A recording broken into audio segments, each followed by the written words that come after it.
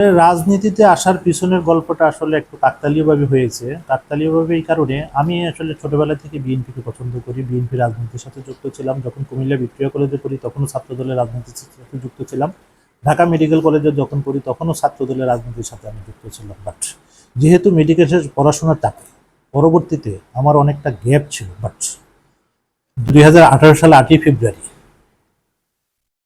বেগম খালেদা জিয়াকে যখন হলো এই অবৈধ সরকার অবৈধভাবে সাজা প্রদান করে, উনি জেলখানায় যাওয়ার পরে এবং হলো পিজিতে ভর্তি হওয়ার পর পুরা 2018 সাল থেকে 2020 সালে মার্চ মাস পর্যন্ত ওনার চিকিৎসার দায়িত্বটা আসলে অনেকটা আমার উপরই ছিল।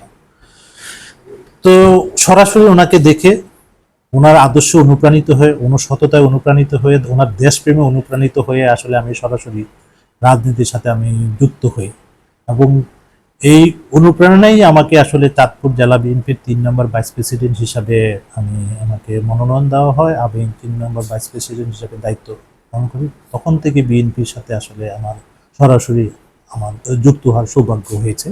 এবং গত স্বৈরাচারী আমলে প্রতিটা প্রোগ্রামে আমি চেষ্টা করছি চাঁদপুরে বা মতলবে যখনই হলো ডিস্ট্রিক্ট থেকে ডাক পড়তো আমি ওখানে গিয়ে আমি প্রোগ্রামগুলোতে অ্যাটেন্ড করার চেষ্টা করতাম।